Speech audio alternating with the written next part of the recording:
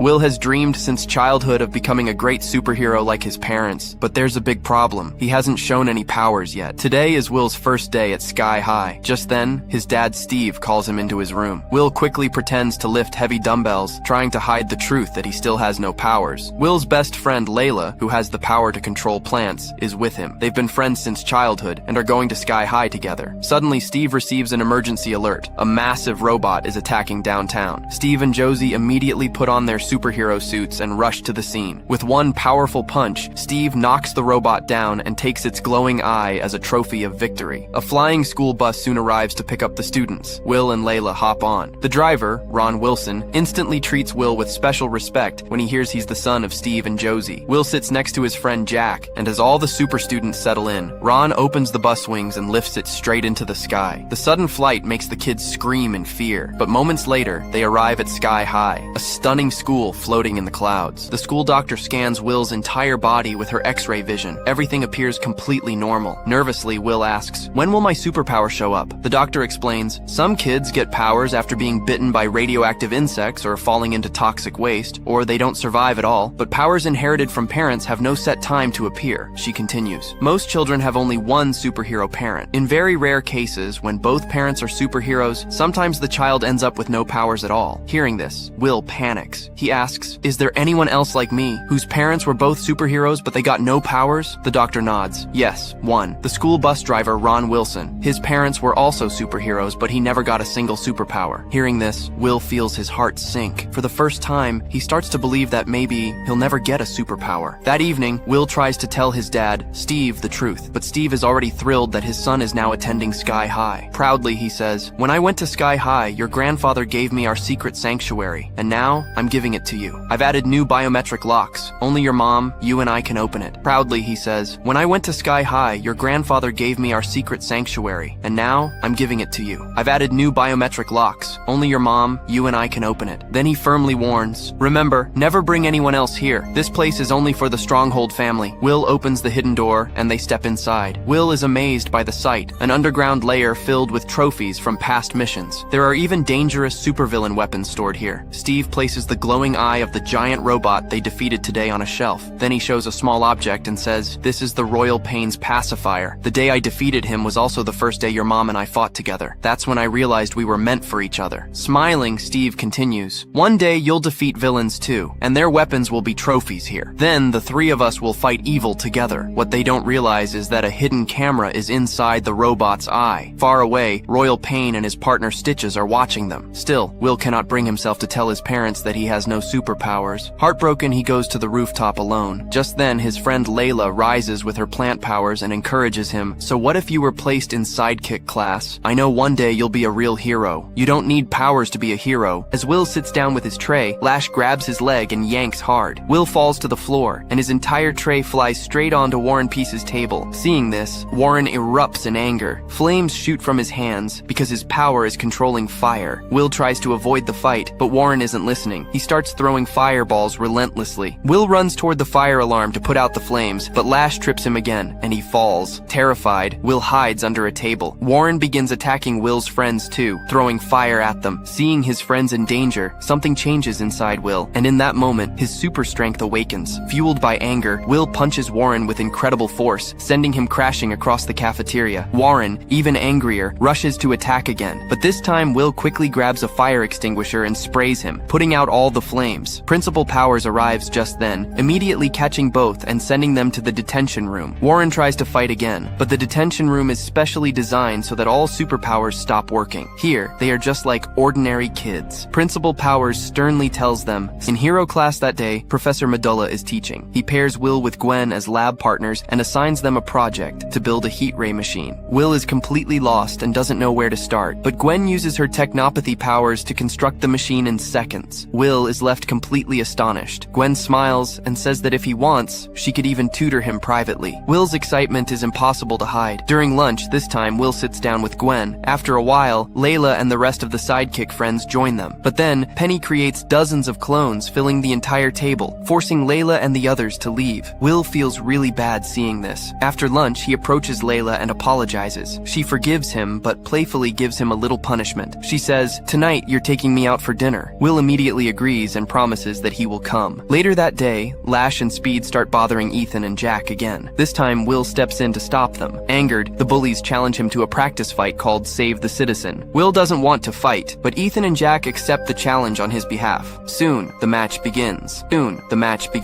In this practice, Lash and Speed act as villains, and Will must fight as a hero. But there's a twist. He has to team up with the boy who hates him the most, Warren Peace. Both step onto the field, ready for battle. Coach Boomer explains the rules. Will and Warren are the heroes. You have 3 minutes to save the citizen. Fail, and the match is over. A dummy citizen is suspended on a rotating platform. As Will rushes to save them, Speed zips in at lightning speed to stop him. Furious, Will punches the ground hard, creating a shockwave that sends Lash and Speed flying. He immediately grabs Lash, spinning and tying his stretchable body so he can't move. Meanwhile, Speed runs so fast around Warren that his oxygen runs low. Struggling to breathe, Warren can't use his fire powers. Only 20 seconds remain. Will looks at the citizen hanging in front of him, and at Warren struggling to breathe. He makes a decision. Will abandons saving the citizen for the moment. He grabs Speed first and hurls him hard toward Lash. Both villains crash to the ground. Then, Will lifts Warren and throws him straight toward the spinning platform. Warren instantly uses his firepower to blast the trap, and, in the final second, saves the citizen. The entire arena erupts in applause. Together, Will and Warren win the challenge. The next day, Layla musters courage and asks Will, will you go to homecoming with me? But Will interrupts her, saying, "Oh, I'm already going with Gwen." Layla's heart breaks. Quietly, she says, "Okay, then I'll go with Warren." Will is shocked. "You're going with that crazy guy? He's my biggest enemy. You don't even know him." Layla calmly replies, "You didn't come last night, so I had dinner with Warren, and we became friends." At lunch, Layla now sits with Warren and the other sidekicks. Will feels terrible seeing this. He tries several times to approach her, but Gwen always drags him away. One night, Steve and Josie go on a superhero mission, leaving the house empty. Gwen takes the opportunity to throw a party with her friends. Seeing so many people, Will thinks about inviting Layla and the others too, but Gwen stops him. She takes him to a separate room, straight to the secret sanctuary, kisses him, and completely distracts him. At the same time, Speed sneaks in, steals the pacifier device, and escapes. Meanwhile, Layla passes by the house. Hearing loud music, she goes inside. Gwen immediately notices her and quickly sends Will to fetch drinks. Layla asks Gwen, "Where's Will?" Gwen looks her in the eyes and coldly says, "Will ignores you because he knows you love him, but he doesn't like you." At the same time, Speed sneaks in, steals the pacifier device, and escapes. Meanwhile, Layla passes by the house. Hearing loud music, she goes inside. Gwen immediately notices her and quickly sends Will to fetch drinks. Layla asks Gwen, "Where's Will?" Gwen looks her in the eyes and coldly says, "Will ignores you because he knows you love him, but he doesn't like you." Hearing this, Layla's heart breaks. She quietly starts to leave. Will sees her and runs to stop her, but she leaves before he can say anything. Will asks Gwen, "What did you say to her? Why did she leave so upset?" Gwen answers coldly, "I just told her the truth. You're a hero, and she's only a sidekick. No matter how hard she tries, she can never reach your level. Now it's your choice. Will you choose your true friends, or those useless sidekicks?" Will, furious, shouts, "Layla has been my best friend since childhood, and because of you, she's upset with me. I never expected this from you. I've made my decision. I'm not going to homecoming with you." Just then, Steve and Josie return home. Seeing the state of the house, they angrily kick everyone out of the party. Later, Will goes to the restaurant and messages Layla, asking to meet her, but she doesn't show up. Then Warren approaches him and says, "She only loves you. She used me just to make you jealous." Gwen warmly welcomes Steve and Josie, but suddenly, in front of everyone, she reveals the shocking truth. "I am Royal Pain," she announces. Everyone is stunned. Up until now, Royal Pain's voice had always sounded masculine, but it was a voice changer in her suit. Just then, Stitches arrives and hands her the pacifier device. Gwen immediately uses it to turn Steve and Josie into small, crying children. One by one, she begins transforming everyone in the gym into children. Students try to escape, but Lash, Speed, and Penny block all the doors. Meanwhile, Layla and the other sidekicks open the roof vents and try to escape from above. At the same time, Ron Wilson arrives in his flying bus and brings Will to Sky High. Will enters through the vents and rescues his friends. His friends explain that Gwen has turned everyone into children. Will responds, "Then we fight together. Hero or sidekick doesn't matter. Today we all work as a team to stop her." Layla is still upset and starts yelling at him, but Will silences her with a quick small kiss. Just then, Penny, Lash, and Speed arrive. Will rushes straight toward Gwen, while Layla and the rest of the team tackle the three villains. He fights back, shoving her to the ground, but then Layla and Warren arrive, distracting him for a split second. Gwen seizes the moment, punches Will hard, and sends him flying out of the building. As he plummets toward the ground, Will's flight powers suddenly awaken, just like his mother's. He rockets back into the air and crashes into Gwen with full force, sending her sprawling. Gwen pretends to be unconscious and Will hesitates, exactly as she planned. Meanwhile, she rushes to the control control panel and shuts down the anti-gravity system. Sky High begins plummeting fast toward the ground. Will flies down, desperately trying to hold the school in place. He uses all his strength, barely keeping it from crashing. At the perfect moment, Magenta, still in her guinea pig form, navigates the pipes to the control room and cuts the wires. Instantly, the anti-gravity system reactivates, and Sky High floats safely back into the sky. Stitches tries to escape with the shrunken superheroes in the bus, but as the bus lifts off, Ron Wilson kicks him out.